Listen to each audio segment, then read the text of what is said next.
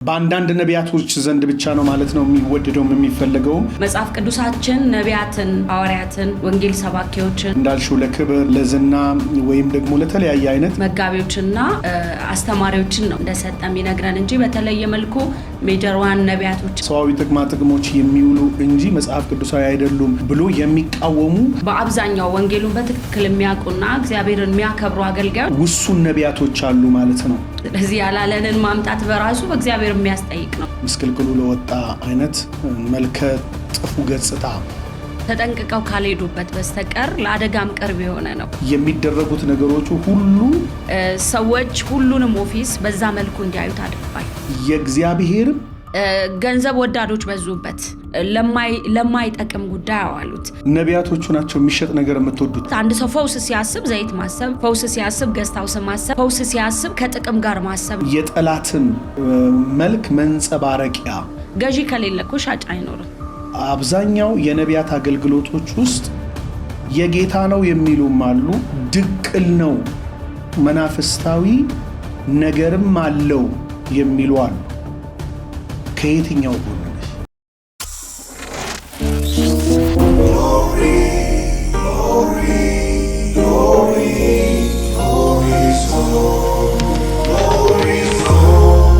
with Pastor Kasahu Lema.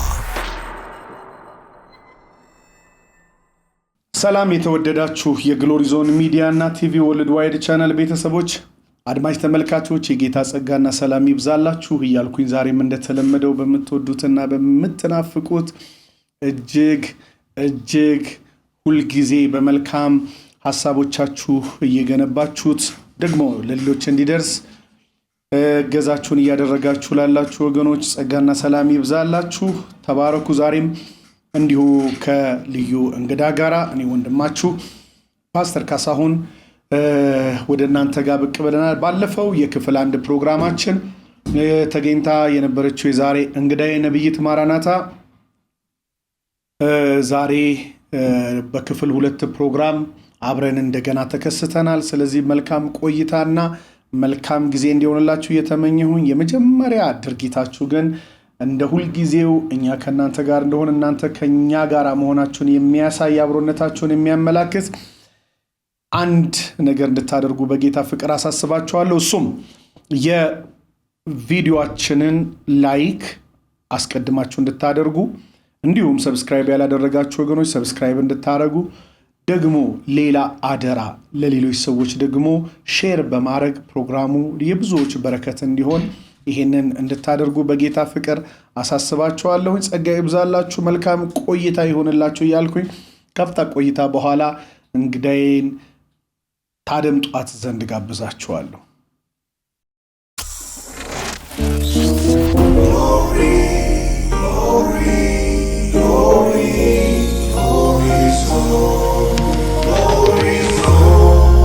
with Pastor Kasahu Lema. ነብይት ማራናታ ሜጀር ለምንድን ነው ያልጨመርሽው? ከዚህ እስቲ ብጀምር ነው ሜጀር አለ ሜጀር 1 አለ 2 ምናምን አልጀመረም አይደል? ፓርት 2 አልወጣም። የለው አንድ ላይ ነው የቆመው። አንድ ላይ ነው እና አለሽ አንቺ እንደሱ ሜጀር 1 ምናምን ለኔ እግዚአብሔር ቃሉ ከሰጠን ውጭ ያለ ነገር ሁሉ ሸክም ነው። ምክንያቱም መጽሐፍ ቅዱሳችን ሲናገር 5ቱን ኦፊሶች ለቤተ ክርስቲያን ሰጥቷል። ሲሰጥ ግን ሜጀር ማይነር በሚል የተሰጠ አይደለም። ያው በመጽሐፍ ቅዱስ ውስጥ ያሉ ታላላቅና ታናናሽ ነቢያቶች አሉ። የጻፉት የመጽሐፍ ቮሊዩም መጠን እንጂ የነሱን የጸጋ ችሎታ ወይንም ደረጃቸው የተመደበበት አይደለም። ከእውቀት ማነስ አንደኛው፣ ሁለተኛው ደግሞ ክብር ከመፈለግ አንፃር ሜጀር የተባሉ ይኖሩ ይሆናል እንጂ መጽሐፍ ቅዱሳዊ ስላልሆነ ወደፊትም አልፈልግም። ያው የጸጋው ለመቀየርም አላሰብሽም? በፍጹም። ግን ኮንሰፕቱ ምንድን ነው? በእውነቱ ያው ባለቤቶቹ ሞር ያውቁታል ብዬ አስባለሁ ከምን አንፃር ያን ሊሉ እንደፈለጉ። ግን ከቃሉ ውጭ ያለ ነገር በሙሉ መጽሐፍ ቅዱሳዊ ባለመሆኑ አስፈላጊ ነው ብዬ አላምንም ፐርሰናሊ።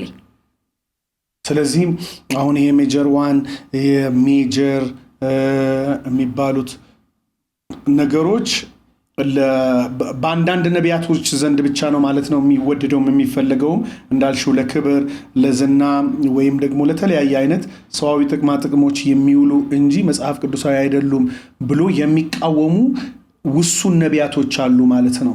እንዳንቺ አይነት በጣም ብዙዎቹ እንደውም ይቃወማሉ ብዬ አስባለሁ። ምክንያቱም መጽሐፍ ቅዱሳችን ነቢያትን፣ ሐዋርያትን፣ ወንጌል ሰባኪዎችን፣ መጋቢዎችንና አስተማሪዎችን ነው እንደሰጠ የሚነግረን እንጂ በተለየ መልኩ ሜጀር ዋን ነቢያቶችን አይለንም። ስለዚህ ያላለንን ማምጣት በራሱ በእግዚአብሔር የሚያስጠይቅ ነው። ፐርሰናሊ እኔ ማምነው እንደሱ ነው። በአብዛኛው ወንጌሉን በትክክል የሚያውቁና እግዚአብሔርን የሚያከብሩ አገልጋዮች ይህን ይቀበላሉ ብዬ አላምንም። እንኳን ደህና መጣሽ ወደ ዛሬው ፕሮግራም። ለማንኛውም በዚህ ጀምሬሻለሁኝ ከመላው ስቱዲዮ ባለሙያዎችና እንዲሁም ከአድማጭ ተመልካቾቻችን ጋር በኢትዮጵያ በኤርትራውያን አድማጮቻችን ስም ቴንኪዩ ማለት እፈልጋለሁ። እንኳን ደህና መጣሽ። እንኳን ደህና ቆየ ፓስተር። ቴንኪዩ። እንግዲህ በባለፉት በክፍል 1 ቆይታዎቻችን ብዙ ሐሳቦችን አንስተን ለማንሸራሸር ሞክረናል። በኃይለኛ የዝናብ ውሽንፍር ውስጥ ሆነን ነበር ቀረጻ ያደረግነው። ዛሬ ደግሞ ብራ ነው ጸልያን የመጣን። እና የባለፈውን አልጸለይንም ብለሽ ያልተጸለየበት ፕሮግራም አርገሽ እንዳታጣጥዩ። በዛው ሰው በጣም ሻርፕ ሰሚ ስለሆነ ለእያንዳንዱ ነገር የእውነት እኮ እጅ አንስተን አልጸለይንም እንዴ እንዳይዘንብ ብለን እኮ ጸልየን ዛሬ ሰራ። አንዳንዱ እኮ በፍጥነት ልክ ደግሞ እኮ ወዲያው እንደ ተበተነ ፕሮግራሙ ለልም ያለ እንደ ክፉ ሰው ምላስ የሚያቃጥል ፀሐይ ወጣ እና ከዛ በኋላ ግን ያው ሰዓትም ሄዶ ስለነበረ ለዛሬ በነበረን ቀጠሮ እነሆ አብረን ተገናኝተናል። እግዚአብሔርን እጅግ አድርገን እናመሰግናለን። ኤቭሪቲንግ ሃዝ አ ሪዘን። እግዚአብሔርን ለሚወዱት እንዳሳቡ ለተጠሩት ነገር ሁሉ ተያይዞ ለበጎ እንዲሰራ እንደሚያደርግላቸው እናውቃለን እንደሚለው ቃል እንግዲህ ለበጎ ነው። ዛሬ ላይ ስንገናኝ የምናነሳቸው ከባለፉት ሐሳቦች ተቀጥላ የሆኑ ሐሳቦችን እናነሳለን። አንዱ የኢትዮጵያ ሚሆን የአፍሪካ የነቢያት ኦፊስ አቢዩዝ የተደረገ ኦፊስ ነው። በአሁን ሰዓት በጣም የሚያበላ፣ በጣም የሚያባላ፣ በጣም በብዙ ሐሳቦች የተሞላ እጅግ ምስቅልቅል ያለ ዲስትራክቲቭ ኦፊስ ነው። what is the reason? ምንድን ነው ምክንያቱ?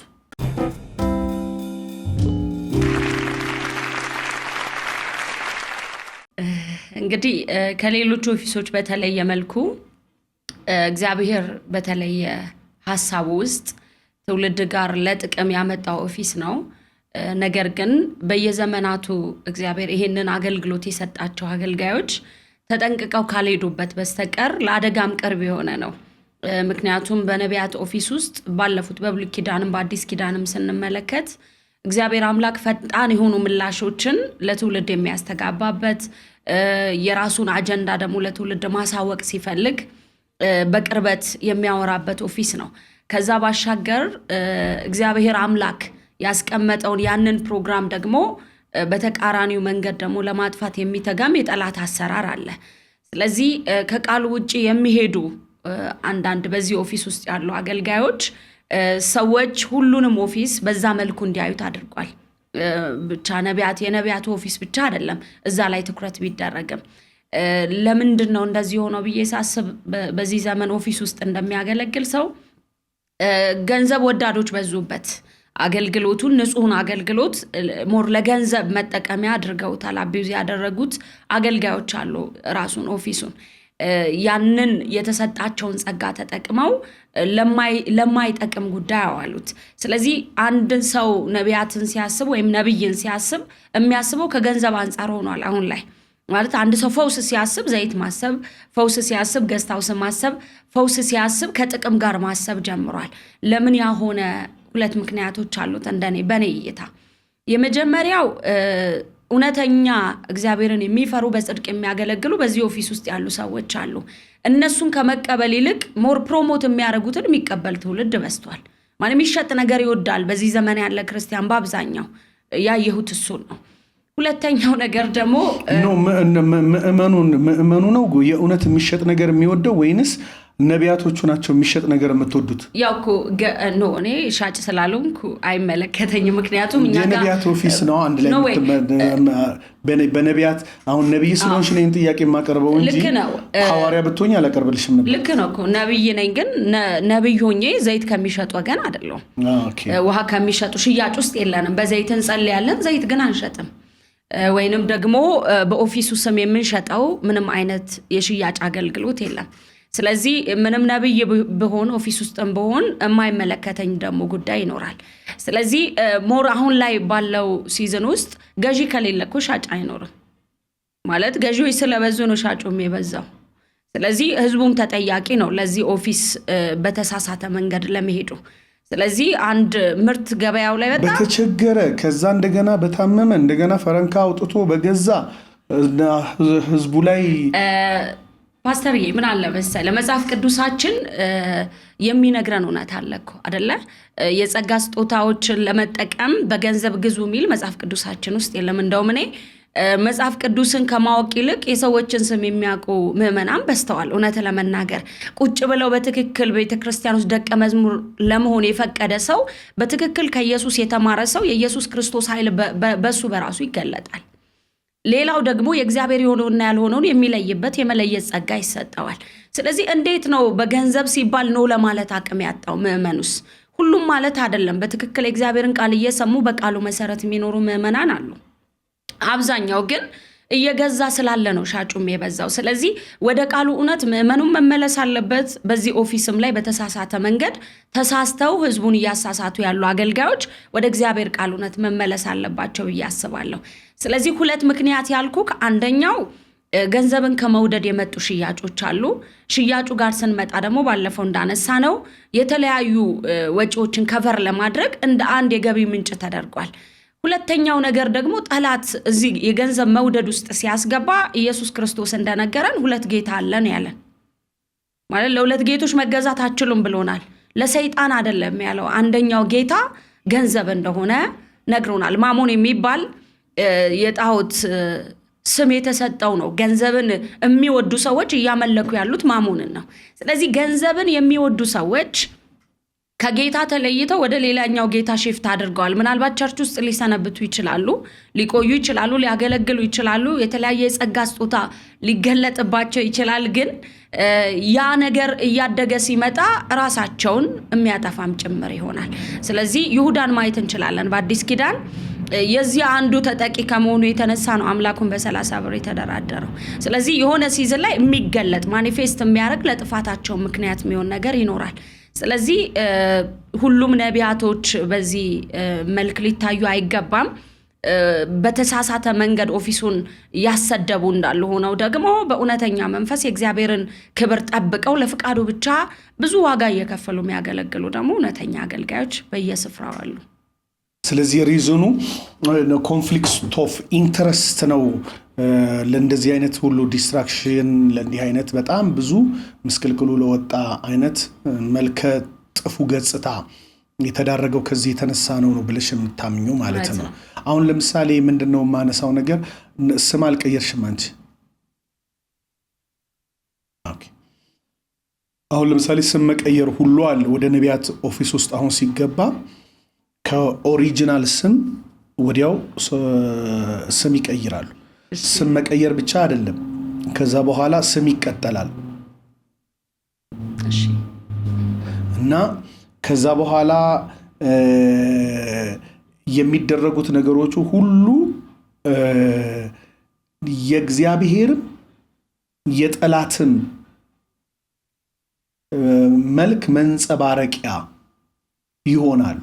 ከዚህ የተነሳ አብዛኛው የነቢያት አገልግሎቶች ውስጥ የጌታ ነው የሚሉም አሉ፣ ድቅል ነው መናፍስታዊ ነገርም አለው የሚሉ አሉ። ከየትኛው ጎን ነሽ? እንግዲህ ስም ስለመቀየር ካወራን ዘፍጥረት መጽሐፍ ላይ እግዚአብሔር የአብርሃምን ስም ቀይሯል ማለት ከመጽሐፍ ውጪትም ስለማንሄድ በአዲስ ኪዳንም ደግሞ ኢየሱስ ክርስቶስ ጴጥሮስን ስሙን ቀይሮለታል አይደል? አንተ አለት ነህ ብሎ የቀየረለት ስም አለ። ስለዚህ የብሉይ ኪዳን ነው ብቻ ብሎ የሚከራከሩ ሰዎች ሊኖሩ አይችሉም። በስም አቅጣጫ ከሆነ እግዚአብሔር ተናግሯቸው ፐርሰናሊ በአዋጅ ላይ ይናገር ይችላል። ለነዛ ሰዎች ነግሯቸው ስማቸውን ቀይሮ ሊሆን ይችላል። ሁሉም ግን እግዚአብሔር ነግሯቸው ነው ወይ የሚለው ነገር አጠያቂ ይሆናል። እግዚአብሔር የሰዎችን ስም ሊቀይር ይችላል። በደንብ ያዕቆብን ወደ እስራኤል ቀይሮታል። የሶራን ወደ ሳራ ቀይሯል። ስለዚህ እግዚአብሔር ከስም ጋር በተያያዘ የስም ለውጦች ሊያመጣ ይችላል። ነገር ግን ከስሙ ጋር በተያያዘ መናፍስታዊ ነው የሚሉ ሰዎች የራሳቸው መረጃ ካላቸው ጥሩ ነው። እኔ ፐርሰናሊ ግን እግዚአብሔር ለሰዎች ጸጋ ይሰጣል። የጸጋ ስጦታው ሊገለጥ ይችላል። የሚገለጡት ታላላቅ ነገሮች ሁሉ ሲገለጡ ኢትዮጵያ ውስጥ በጣም አንድ የታዘብኩት ነገር ትልልቅ ነገር ሲሰራ ከአጋንንት ነው። ማለት ምናመልከው አምላክ እኮ ከአጋንንት በላይ የሆነ አምላክ ነው። አይ ምኑን መሰለሽ አሁን ትልልቅ የሚሰራባቸውን ያጋንንት ነው ይላሉ ከሚል ሴንስ አይደለም። እሺ ስማቸውን የቀየሩትም ካጋንንት ነው የሚል ሴንስ አይደለም። እሺ ምንድነው ሪዝኑ የሚቀይሩበት? አንድ የሚቀይሩበት ሪዝን፣ ሁለተኛው ድቅል ነው አሰራሮቹ ይባላሉ። በአብዛኛው ጊዜ የትኛው አሰራር? የነቢያት ኦፊስ ውስጥ እየተደረጉት ያሉት አንዳንዱ ከፌስቡክ ኢንፎርሜሽን የሚነሳ፣ ሁለት ጉባኤ መካከል ሆኖ ኢንፎርሜሽን ከሚሰበስቡ ሰዎች የሚነሳ እንደሆኑ፣ የአእምሮ ጨዋታዎች እንደሆኑ፣ ካሜራዎች እንደሆኑ እንደነዚህ አይነት ነገሮች የሚነሱ አሉ። ሁለተኛው ራሱ ከመናፍስቱ ዓለም ጋራ ደግሞ ኮኔክት አድርገው ኢቭን ሌሎች ሀገሮችም ላይ ሄደው ጭምር አሰርተው ኮኔክትድ ሆነው ህዝብ መሰብሰቢያ፣ ገንዘብ መሰብሰቢያ ምናምን የሚባሉ ነገሮችን ይዘው ይመጣሉ። ለሚባለው መቼስ ኢንፎርሜሽን እንግዳ አይደለሽም። እንሰማለን እኮ ብዙ ነገር። ስለዚህ የሚባሉትን ነገሮች ነው ያነሳሁት እንጂ ሌላ ነገር ጠይቅልን ብለውኝ እኔ ፖስት አድርጌ ጥያቄ አሰባስቤ አይደለም። ግን የምታውቂያቸውን የእናንተ የነቢያቱ ኦፊስ የሚባለውን አይነት ነገር ለእሱን ነገር ላንሳና ከነቢይቷ ልስማ። አድማጭ ተመልካቾቻችን ምን አለ መሰለ ፓስተርዬ፣ አሁን ባለንበት ወቅት ቀርቶ በነ ኤልያስ ዘመን እኮ 451 ነበር። ሐሰተኛ ነቢያቶች ሊኖሩ አይችሉም አለለህም። ከዛን ዘመን የከፋ እንደውም በዚህ ዘመን ሊኖር ይችላል። ሁሉም ከክርስቶስ ላይ ሆኑ ይችላሉ። ቃሉም ስለሚነግረን ዘመኑ እየከፋ ሲመጣ ሰዎች አክሴፕት ሊያደርጉት በሚችሉት መንገድ ዲመን ሊሰራ ይችላል። በሰዎች ራሳቸውን ኤክስፖዝድ ባደረጉ ሰዎች ሊሰራ ይችላል። ሁሉም ግን ከመናፍስት ናቸው ብሎ መጠርጠር በራሱ እግዚአብሔር ሰው የለውም ብሎ እንደመሳደብ ነው ለኔ። ስለዚህ ሁሉንም ልንል አንችልም። እነዛ ደግሞ ታንጀብል ነገር አለን የሚሉ ሰዎች የራሳቸው ኤቪደንስ ካላቸው ህዝብን መታደግም ስላለባቸው ያላቸውን ኤቪደንስ ይዘው ቢሄዱና የመጀመሪያው ሰዎችን ማዳን ነው አይደል? የአዲስ ኪዳን አገልግሎት ማለት ድንቅ ቢሆን ታምራት ቢሆን ያልዳኑ ወደ ክርስቶስ መንግስት እንዲመጡ ነው። ሌላ ምንም ታርጌት የለውም። ስለዚህ ማዳን ከሆነ እነዚህ ሰዎች ሞር የነዛን ሰዎች ህይወት ማዳን ከሆነ ሄደው ለባለቤቶቹ መንገር አልሰማ ካሏቸው ግን ያው መጽሐፍ ቅዱሳዊ ስርዓቶች አሉ አይደለ? ያን ሰው ሄደክ ታወራው አለ። አልሰማ ካለክ ደግሞ ያንተ ድርሻ ያ ከሆነ በኋላ ለሰዎች ደግሞ በዛ መንገድ ሄደው እንዳይጠፉ መናገር ያለብህን ነገር ዕውቀት ባለው መንገድ፣ መጽሐፍ ቅዱሳዊ ግራውንድ ባለው መንገድ። አሉባልታ ነው ብዙዎቹ። አንዳንዴ ተጣልተው ሲወጡ የአንደኛውን ስም የማጉደፍ ነገር አለ ኢትዮጵያ ውስጥ በአብዛኛው። ማለት አብረው ትላንት አብረው የነበሩ ሰዎች፣ አብረው ሲያገለግሉ የነበሩ ሰዎች ወይ ጥቅም ነው ያጣላቸው ወይ የሆነ ነገር ሲያጣላቸው ከሌ እንዲህ ነው ብሎ የሰዎችን ስም የማጥፋት ደግሞ በሌላኛው ሳይድ ያየኋቸውም ነገሮች አሉ። ማለት ባላንስድ ቪው ሊኖረን ይገባል ብዬ አስባለሁ። ማለት በአንድ አቅጣጫ ዝም ብለን ድንጋይ አንወረውርም። እውነት ጋር ቆመን በቃሉ መሰረት ላይ ቆመን ሐሰትን ሐሰት ስንል ሐሰትነቱ በዚህ ነው መባል አለበት። ልክ ነውም ስንል ሚዛኑ ስለወደድ ነው ወይም ስለጠላ ነው መሆን መቻል የለበትም። ስለዚህ ከእግዚአብሔር ቃል አንጻር ነው የቀና ነው ካልን ለማቅናት መሆን አለበት አይደል? እናንተ መንፈሳዊያን የሆናችሁ የሳተውን በየዋሃት መንፈስ አቅኑት ነው የሚለው። ለማቅናት ራሱ እኔ ጋር ዕውቀቱ ካለ አንተን ለማቅናት እያንጓጠጥኩ እየሰደብኩ አንተን አንደር እያደረግኩ መሆን የለበትም። እኔ ጋር እንኳን የተሻለ ነገር ከተገኘ አንተን ወደ እግዚአብሔር እውነት ለማስጠጋት መሆን መቻል አለበት። ብዙዎቹ ግን ብሽሽቆች ይመስላሉ። አንዱ አንድ ሲወረውር ሌላ ሁለት አርጎ ይመልሳል። አራት አርጎ ለመመለስ መዋጮ የሚያሰባስቡም አሉ የንግግር። ስለዚህ ያ እንደ እውነቱ ከሆነ በእግዚአብሔር ኪንግደም ውስጥ ሁላችንንም ያቆመን የእግዚአብሔር ምሕረት ነው ብዬ ነው ማምነው። የእግዚአብሔር ምሕረት ባቆመን ኪንግደም ውስጥ ደግሞ ለሌሎች የሚራራ ልብ ሊኖረን ይገባል ብዬ አስባለሁ። ምክንያቱም ወደ ዓለም ሁሉ ሄዱ የተባለ ሰው እኮ ክርስቲያን ብቻ ለማዳን አይደለም ሄደው፣ ዓለም ላይ ያሉ ከክርስቶስ ኪንግደም ውጭ የሆኑትን ለማምጣት አይደለም እኔም አንተም የምናገለግለው ሌሎችም።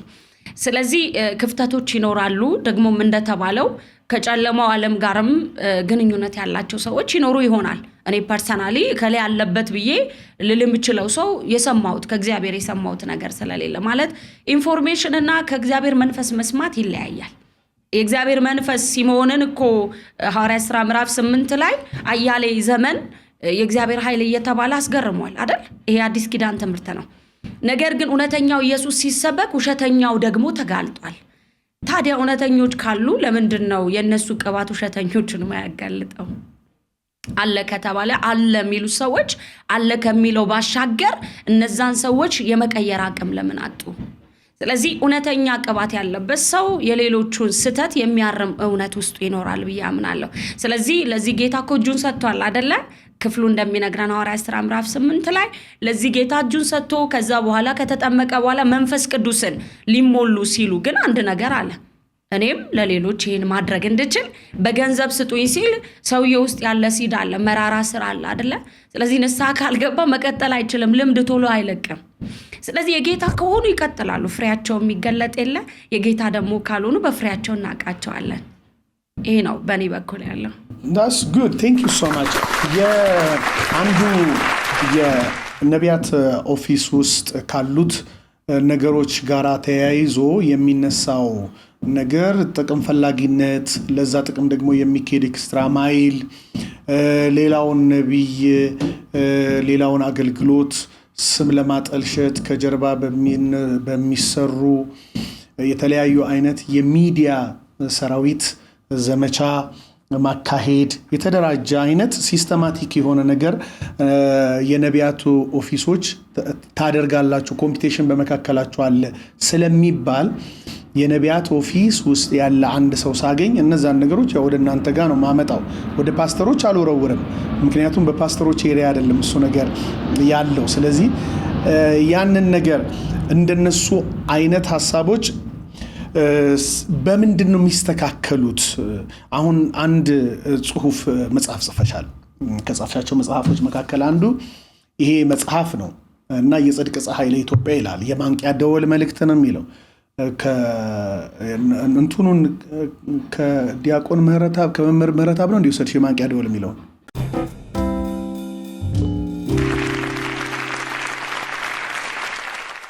ነው። የማንቂያ ደውል የሚለው ማለት አምላካችን ሙሉ ነው፣ ከሌላ ሰው ልንወስድ አንችልም። የማንቂያ ደውል የሚለው መልእክቱ የማንቂያ ደወል የሚል ፕሮግራም አለው እና በየጊዜው የሚደረግ እኔ አይቼውም አላውቅም ፕሮግራሙን። እንደ ፓስተር ሶፊ ልትጀምሪ ነው እንደ አላውቀውም መረታ ብልቲ እንዳይሆን ከኔ አንጻር ነው ማወራው ሁሌ። ለምን እኔ የምኖረው ክርስትና ከገባኝና ካወቅኩት የመጽሐፍ ቅዱስ እውነት አንጻር ስለሆነ ከማን የሚኮረጅ ህይወት የለኝም። ከተማርኩ መማረው ከክራይስት ነው። እሱ ትክክለኛ ማስተማሪ ስለሆነ ማለት ደባል አይጨምርም ለማለት ነው። በቂ ነው ብቻውን። ስለዚህ የማንቂያ ደውል የሚለው ሞር ፎከሱ ምንድነው? አሁን ላለነው ክርስቲያኖች ከምን መራቅ እንዳለብን በዚህ መጽሐፍ ውስጥ አገራዊ ትንቢታዊ መጽሐፍ ነው። የኔ አይዲያ አይደለም።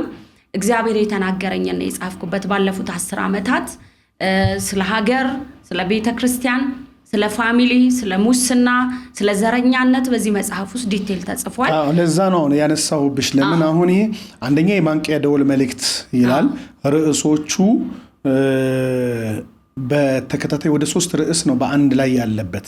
የማንቂያ ደወል መልእክት የሚለው አንድ ራሱን የቻለ ርዕስ ነው። የጽድቅ ፀሐይ ለኢትዮጵያ ሁለተኛ ሐሳብ ነው።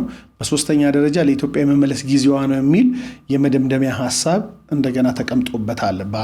በአንዱ ገጽ ውስጥ 3 ርዕሶች የተካተቱበት አንድ መጽሐፍ ነው። በዚህ ውስጥ እንግዲህ ያነሳሻቸው ዘርፈ ብዙ የሆኑ የመመለሻ መንገዶች ከምን እንመለስ የሚል ጠቋሚ ሐሳቦች ከእግዚአብሔርም የሰማሻቸው ከአሁናዊ ሁኔታዎችና ድርጊቶችም ጭምር የቃኘሻቸው ነገሮች በዚህ ውስጥ ተጠቃሽ ችግሮች ከዛ የችግሮቹ መፍትሄዎች በዚህ ውስጥ ተቀምጠውበታል።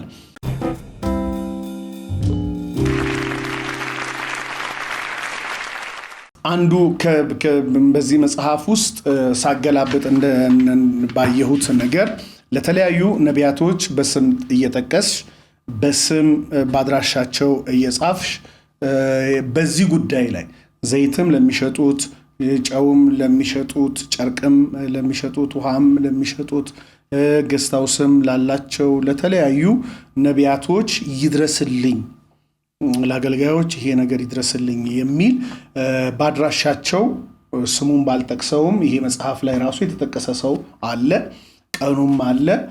ሳይሰጠው ድንገት እጅሽ ላይ የሰነበተ መጽሐፍ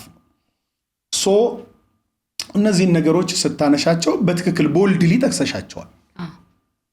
አሁን ከምታነሻቸው የተለሳለሱ ንግርቶች ባለፈ እዚህ ላይ የጻፍሻቸው ጠንካራ ግሳጼዎች እና መልእክቶች ያይላሉ። ድምጻቸው እነዚህኛው ያይላል ማለት ነው። ኮንሰፕቱ ነገሩ ስላለ እና መፍትሄ ስለሚያስፈልገው ለኢትዮጵያ የመመለስ ጊዜዋ ነው ብለሽ ቁርጥ አድርገሽ ከጌታ ዘንድ የሰማሁት ነው የኔ እንዳውም የግል ሐሳቤ አይደለም በሚል ላይ ያነሳሻቸው የእውነት ይሄ ሰዓት ወዴት ጋር ሰው ይመለስ፣ ወዴት ጋር አገልጋዮች ነቢያት ይመለሱ ይምጡ የሚለውን ነገር በዛው ላንሳ ብዬ ነው።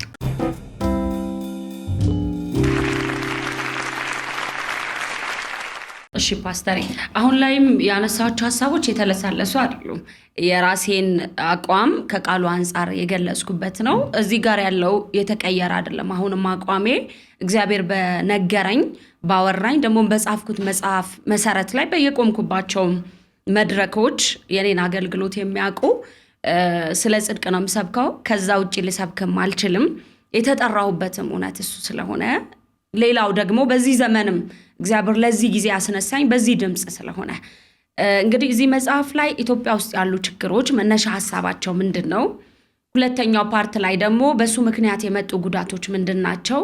ሶስተኛው ምንድነው መፍትሄው የሚል ሐሳብን የያዘ ነው። ጠቅለል አድርገን የጽድቅ ፀሐይ መጽሐፍን ስንመለከት እንደ ሀገር የተቀመጡ ችግሮች አሉ። ዘረኛነት ተቀምጧል፣ ሙስና ተቀምጧል፣ የእርስ በርስ ግጭት ተቀምጧል፣ በርካታ ነገሮች ተቀምጠዋል። መፍትሄያቸው ምንድነው የሚለውም ተቀምጧል። መንግስት ምን ማድረግ እንዳለበት፣ ህዝብ ምን ማድረግ እንዳለበት ዲቴል ተቀምጧል። ይሄ ለቤተ ክርስቲያን ብቻ የተጻፈ መጽሐፍ አይደለም። ለመላው ኢትዮጵያውያን በአገር ውስጥም በውጭም ላሉ ሁሉም ከግለሰብ ጀምሮ እስከ መሪ ድረስ የሚመለከተው እንደ ፋሚሊም ኃላፊነት ያለበትን ነገር አስቀምጧል። በቤተ ክርስቲያን በኩል ስንመጣ ደግሞ አሁን ያለችው ቤተ ክርስቲያን ትክክለኛውን የክርስቶስ መልክ መግለጥ ያቃታት ለምንድን ነው? በዚህ መካከል ውስጥ የነቢያቱ ኦፊስ ላይ ደግሞ ሞር ፎከስ አድርጎ ያሉ ስህተቶች ምንድን ናቸው? በተለይ ገስታውስ አገልግሎት፣ የዘይት ሽያጭ፣ የውሃ ሽያጭ፣ የተለያዩ ሽያጮች መጽሐፍ ቅዱሳዊ ግራውንድ የላቸውም፣ በአዲስ ኪዳንም በብሉይ ኪዳንም። በዚህ አገልግሎት ውስጥ ደግሞ ያሉ ይሄንን ኦፊስ ልክ ባልሆነ መንገድ እያስኬዱ ያሉ ሰዎች በምን አይነት መንገድ መመለስ እንዳለባቸው ዲቴል ይናገራል። ስለዚህ ለተለያዩ በዚህ አገልግሎቱ ስላሉ ሰዎች በስምና በአድራሻቸው መስጠት ነበረብኝ። ሄጄ መጽሐፉን ከመመረቁ በፊት ጠርቻቸዋለሁ። አብዛኛዎቹን ያገኘኋቸውን፣ ላላገኘኋቸው ደግሞ እዛው ያሉ በወቅቱ ለነበሩ አገልጋዮች እንዲያደርሱልኝ ሰጥቻለሁ። የተወሰኑት የመጽሐፍ ምረቃው ላይ ዛሬ 2 ዓመት ሳፋይር አዲስ ሆቴል ላይ የተመረቀው መጋቢት 25 ተገኝተው ነበረ የተወሰኑት። ከዛ በኋላ በተወሰነ መልኩ አካሄዳቸውን ያስተካከሉ አሉ። ትክክል ነው፣ ይሄ ድምጽ እግዚአብሔር ለሲዝኑ የላከልን ነው ያሉ ሰዎች አሉ። ምላሽ ነበረው? አዎ ምላሽ ነበረው። ውጤቱ ማለት እንዳሰብሽው አይነትና እንደተላክሽበት ተልእኮ ፍጻሜ አግኝቷል? ሙሉ ለሙሉ ልል አልችልም። ምክንያቱም ሙሉ ለሙሉ ቢያገኝ ኖሮ አሁን የምንላቸው ነገሮች ጥያቄ ሆነ አይነሱም። እግዚአብሔር ድምጽ ይልካል። ለሰጠው ድምጽ ደግሞ ምላሽ የሚሰጡ አካላት ያስፈልጋሉ። አንድ ሰው ተመለሰ ልንል የምንችለው የቀድሞውን እግዚአብሔር የማይፈልገው ማንነት ማቆም ሲችል አይደለ? ያቆሙ ይኖራሉ ፐርሰናሊ ሁሉም ጋር እኔ ስለማልሄድ ነገር ግን በአብዛኛው አሁንም ነገሮቹ የቀጠሉ ሆነዋል የዘይት ሽያጩም የገስታውስ አገልግሎቱም እንደውም አሁን ገስታውስ የሌለው የለም እስኪባል ድረስ ከጥቂት እስከ ትልቅ ቸርቾች በአብዛኛው ይሄንን አካሄድ ይሄዱበት ነው ያለው ታዲያ እግዚአብሔር ምንድነው ያወራ ያለው ለኢትዮጵያ ይመለስ በቸርች ደረጃ እኮ ብቻ ሳይሆን እኮ ኦንላይን ፕሮፌትስ ሁሉ ገስታውስ አላቸው ይሄን ያላስገቡና እላችኋለሁ ይህችን ሐሳብ ፓስተርዬ ልጨርሳትና አሁን ሁለተኛ ያልካትን ሐሳብ በደንብ እንመጣበታለን የኦንላይን ምዕመናንም ያሏቸው ቲክቶከሮች ስላሉ እሱ ላይ እንመጣለን እዚህኛው ላይ ግን በዋናነት እግዚአብሔር ሊያወራ የፈለገው ነገር ከቃሉ ውጪ ሄደን ትውልድ አገልጋዩም ይሁን ህዝቡም ይሁን ራሱን ፈትሾ እንዲመለስ እግዚአብሔር ያወራበት ነው ስለዚህ አንዳንዴ እግዚአብሔር እያወራን ያለበትን እድል በመተላለፍ ውስጥ ደግሞ እግዚአብሔር ቅጣት አለ ሁሌ የምሕረት አምላክ አይደለም እግዚአብሔር የቅጣትም አምላክ ነው ስለዚህ በስሙ ነው አይደል እየተነገደ ያለው የእግዚአብሔር ቤት ተብሎ ነው ሰው የሚመጣው በልጁ በኢየሱስ ስም የተባለ ዘይት ነው ተብሎ ነው የሚሸጠው ስለዚህ እግዚአብሔር ይሄንን ነገር መቼም ከጉዳዩ ባለቤት በላይ ዋና ሆኖ ሊያወራለት የሚችል የለም እኔም በሆን ያለኝን ነው እንጂ ያልኩት የራሴን አይዲያ አይደለም ስለዚህ በዚህ መጽሐፍ ውስጥ እግዚአብሔር ምን እያወራ ነው በተለይ በዚህ አይነት ስህተት ውስጥ ላሉ ሰዎች እግዚአብሔር እንዲመለሱ ዛሬ ምድል እየሰጠ ነው በመጽሐፉ በኩል እያወራቸው ነው ከሰሙና ከተመለሱ እግዚአብሔር አምላክ በእነሱ ለመስራት የሚቸገር አምላክ አይደለም ካልተመለሱ ደግሞ እግዚአብሔር እያንዳንዱ በስሙ ለሚደረጉ ነገሮች ምላሽ የመስጠት አቅም ያለው አምላክ ነው ስለዚህ እንደ መልእክተኛ በየተባልኩትም ብያለሁ ምክንያት ለማሳጣት እግዚአብሔር እኔ ያልሰማውን በሚዲያ እንዳይሉ እግዚአብሔር በመጽሐፍ መልክ አምጥቷል ህዝቡም እንዲያውቅ አሁን ቅድም ያነሳነው አንድ ሐሳብ ነበረ ገዢ ከሌለ ሻጭ የለም ብያለሁ ሞር የሚገዛ ሰው ስላለ ነው ይቸግረውም ይረዳ ማይረዳም ህዝቡ እየገዛ ነው ያለው ስለዚህ ወደ ቃሉ እውነት የሚመልሰውን ድምጽ እግዚአብሔር ልኮለታል እኔ እንደውም ይሄን መጽሐፍ በጣም በአጭር ጊዜ ውስጥ ነው የመጀመሪያው ኮፒ ያለቀው በጣም ብዙ ምዕመናን መተው ንስሐ ገብተው ወደ ቀድሞ ቸርቾቻቸው የተመለሱ በጣም ብዙ ሰዎች አሉ ብዙ ቴስቲሞኒ አለ ለምን ሲባል ከቃሉ እውነት ወጥተው ከቃሉ ውጭ በሆነ መንገድ ውስጥ እየሄዱ እንደነበሩ ስለገባቸው ስለዚህ እነዚህ ፍሬዎች ሞር ቀጣይ በሌሎች ቋንቋዎችም መጽሐፉ ይተረጎማል በኦሮምኛ በእንግሊዝኛ በሌሎችም በትግርኛ በሌሎች ቋንቋዎችም ህዝቡ ጋር ተደራሽ ለማድረግ ምክንያቱም አሁን ከተለያየ አካባቢ እየመጡ ነው አይደል ዘይት የሚገዙት ገስታውስ የሚገቡት ስለዚህ ከቋንቋ ጋር በተያያዘ በአንድ ቋንቋ ብቻ ውስን እንዳይሆን ሁሉንም አድሬስ ለማድረግ መጽሐፉ በቀጣይ አሁን በእንግሊዝኛ ተተርጉሞ አልቋል በኦሮምኛ በትግርኛ በሌሎችም ቋንቋዎች ተተርጉመው ሰዎች ጋር እንዲደርስ እናደርጋለን ኦኬ ሶ ግን አሁን እኔ ቀደም የጠየቅኩት ጥያቄ እነዚህ ሐሳቦች ልክ ሲነገራሉ በውይይት መልክ ኢቨን የኢትዮጵያ ወንጌላውያን ካውንስል አብያተ ክርስቲያናት ካውንስል በእግድ ደረጃ በመግለጫ ደረጃ የተለያዩ እርምጃዎችን በመውሰድ ሁሉ ሄዶበታል እነዛን ነገሮች ከዛ በኋላ ግን ነገሮች መልካቸው አልደበዘዘም እየደመቀ ሲስተሙ እየተቀየረ ቸርች ባይኖራቸው እንኳን የኦንላይን ፕሮፌትስ ኤንድ ፕሮፌተስ ነፍ ናቸው ከዛ የመኒ ሃንተርስ ወይም ይሄ ገንዘብ አዳኝ ስብዕና የያዙቱ እየተገለጡ በጣም በብዙ በራሳቸው በቃ ማንም የሚያግዳቸውም የሚገዳደራቸውም የለም ገስታውስም አላቸው የጸሎት የራሳቸው መለኪያዎችም አላቸው የሚጸልዩለት ሰው ምን አይነት ሰው እንደሆነ ሁሉ ኦፕንሊ ይናገራሉ ጸሎት የሚያገኝ ሰውና ጸሎት የማያገኝ ሰው ሁሉ አለ አልበዛም ይልቁንም ውጤቱን በምን ገመገምሽው ምንድነው ኢምፓክት በዚህ ኤሪያ ካውንስሉም መጽሐፍም የሚጽፉት የሚናገሩም ሰዎች where is the result መገዳደሉ ጭራሽ አልመጣም ወይ ዛቻው ጭራሽ አልመጣም ወይ እየጨመረ እየሄደ ነው ለማለት ነው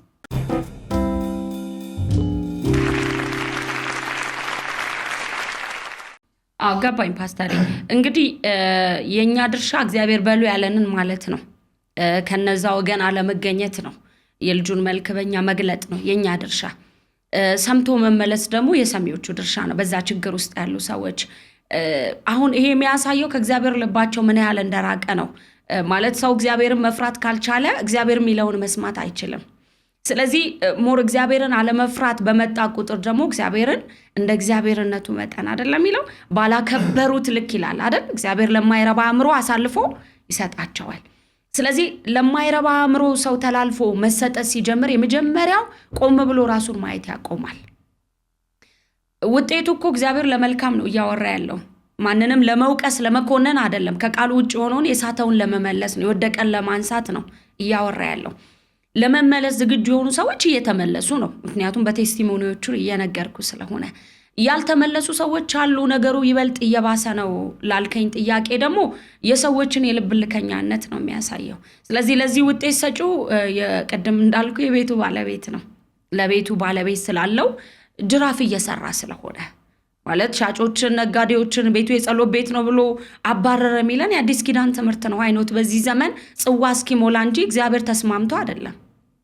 ስለዚህ ቀጣይ በላያቸው ላይ ፍርድ የሚያከማቸው አሉ ማለት ነው። ጉድ የቸርች መስረታ መቼ ነው ያደረጋችሁት?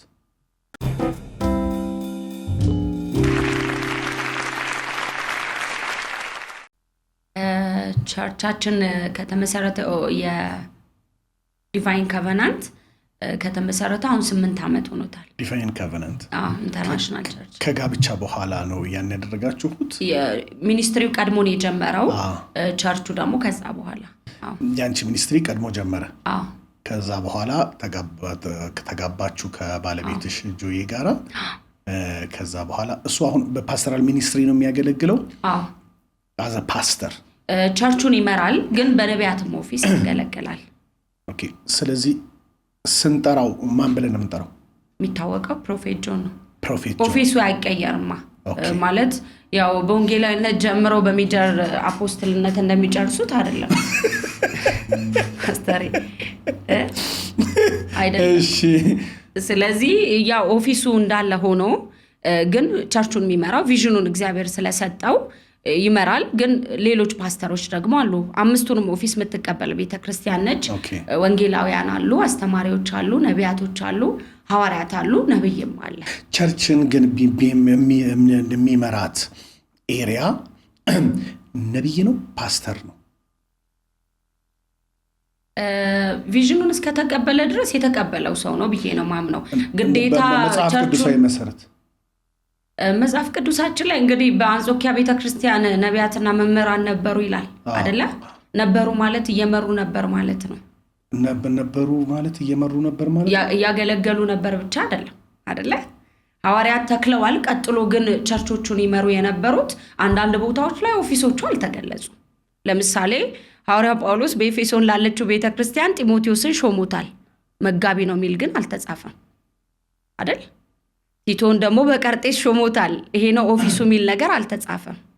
ስለዚህ እግዚአብሔር ቪዥኑን የሰጣቸው ሰዎች ሊመሩት ይችላሉ። ግን ሲሾማቸው ግን ይሄን በዛ እንድትመግብ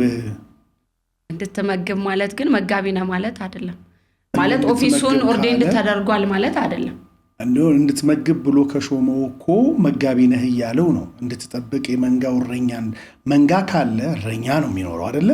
የሚመገብ ካለ መጋቢ ነው የሚኖረው። አሁን ቤተክርስቲያን የምትባለዋን የክርስቶስን አካል በአብዛኛው ጊዜ ሊድ እንዲያደርጉ በጎች ከሆኑ እረኞች ናቸው እዛ ቦታ ላይ የሚሆኑ። እዛ ቦታ ላይ ነቢያት እንዳው ይኖራሉ። ፓስተር ቆይ ልናገር ነው እና ከዛ ትመልሽልኛለች በሱ። ከዛ የነቢያት በአብዛኛው ጊዜ ፈንክሽናል የሚሆኑበት ስፔሲፊክ ኤሪያ አላቸው። ነቢያት ስፔሲፊክ ኤሪያ አላቸው የሚሰሩት የተልእኮ አቅጣጫ፣ የሥራ አቅጣጫ። መጋቢዎች የተልእኮ አቅጣጫ አላቸው። ሐዋርያት የተልእኮ አቅጣጫ አላቸው። አስተማሪዎች የተልእኮ አቅጣጫ አላቸው። ከዛ በኋላ ወንጌላውያን የተልእኮ አቅጣጫ አላቸው።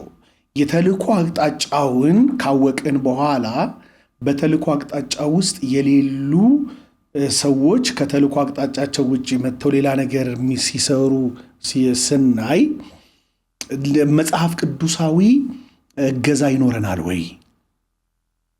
እረኛ ያልሆነ ሰው በጎች ይዞ ሲሄድ እረኛ ስላልሆነ አይደለም። ለምሳሌ ሐዋርያ ጳውሎስ ላይ የተለያዩ ኦፊሶች ይገለጣሉ። ሞር የሚታወቀው በሐዋርያነቱ ቢሆንም ሌሎቹን ነገሮች ደግሞ ወንጌል ሰባኪ ሆኖ እናገኘዋለን፣ አስተማሪ ሆኖ እናገኘዋለን። እግዚአብሔር በአንድ ኦፊስ በአምስቱ መቼም አይጠራም አንድ አገልጋይ።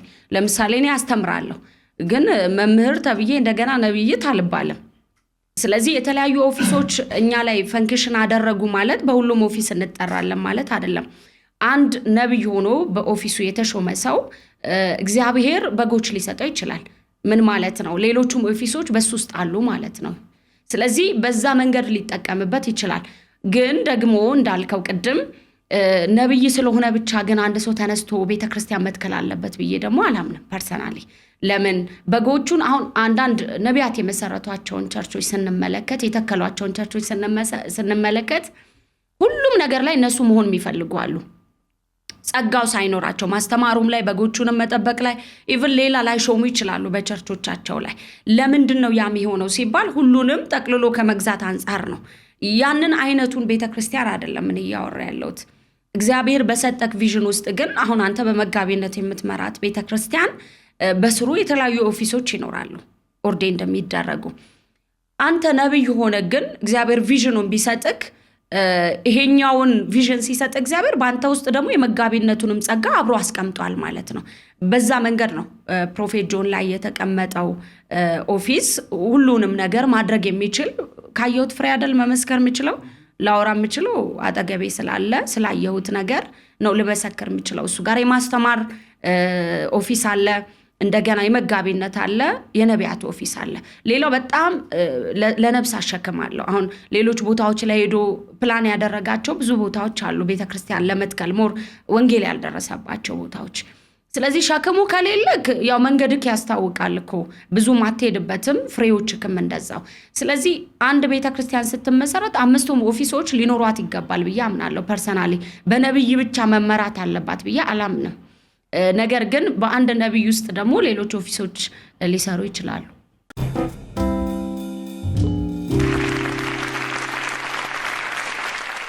አስጎድ እንግዲህ አንደኛው አጥርተን እንድንሄድ የእግረ መንገድ ጥያቄ እንዲሆን የፈለኩት ነው። ለምን ብዙ ጊዜ የተወሰነ ዴሊቨረንስ፣ የተወሰነ ሂሊንግ፣ የተወሰነ ፕሮፌሲ ሰዎች ላይ ሲታይ ኢሚዲየትሊ አዳራሽ ነው የሚታያቸው እና ከዚህ የተነሳ በመጋቢ ነው የሚመገበው ማህበረሰቡ ወይንስ የትንቢት ድምፅ እና የዕለት መና እየተቀበለ ነው የሚሄደው እና የሚመሰረትበት የሚያድግበት የሚለወጥበት ቃል አለ ወይ ምግብ አለ ወይ የሚለው ነገር ጥያቄ የብዙዎች ስለሚሆን ጭምር ማለት ነው።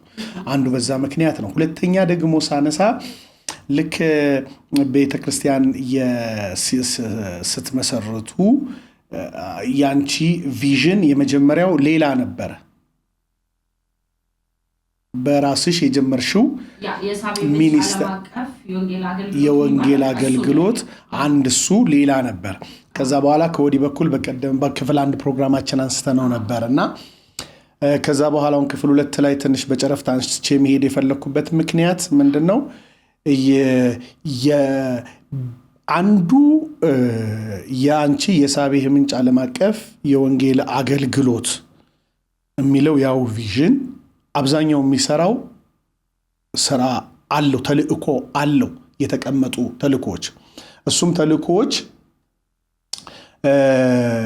የወንጌል አባቶችን እናቶችን በወንጌል አርበኞች የሆኑትን ጋድስ ጀነራል የምንላቸውን በእንግሊዝኛ እነሱን የመሸለም የማበረታታት የነሱን ቴስቲሞኒ ለሌሎች የማድረስ አንዱ ተልእኮ አካል ከሆነው እንደውም ይሄኛው መጽሐፍ የታላቅ ሴት መጽሐፍ አሁን ለስርጭት የተዘጋጀው ይሄ መጽሐፍ አንዱ ማሳያ ነው። እዚህ ውስጥ የብዙዎቹ ቴስቲሞኒዎች ወይም ምስክርነቶች አሉ። እንደ ጋድስ ጀነራል የሆኑ ግን ሀገርኛና አፍሪካዊ ስሜት የተንጸባረቀበት መጽሐፍ ነው ይሄ ጽሁፍ ማለት ነው። አሁን ይሄንኑ ሚኒስትሪ የወንጌል አገልግሎት ነው። ቤተ ክርስቲያን ደግሞ ፕላንት ካደረጋችሁ በኋላ ደግሞ እሱ ቪዥን የቤት ራስ በሆነው ያንቺ ራስ በሆነው በባለቤትሽ ውስጥ የነበረ ቪዥን ነው። ያንን ወደ ቤተ ክርስቲያን አመጣችሁት። ተተከለ። ቤተ ክርስቲያን አሁን እያገለገለች ነው። ራሱ አንዱ አካል የቤተ ክርስቲያን ቅርንጫፍ ሆኖ ይሄው ቪዥን በቤተ ክርስቲያኒቷ ውስጥ መሄድ አይችልም ወይ? ሁለት ነገር መሆን። አንቺ እዚኛው ቸርች ላይ ስትመጪ ነብይ ነሽ፣ የዛ ሰሚሽን እንዳለሽ ነው የነገርሽኝ። ሰሚት ታደርጊያለሽ።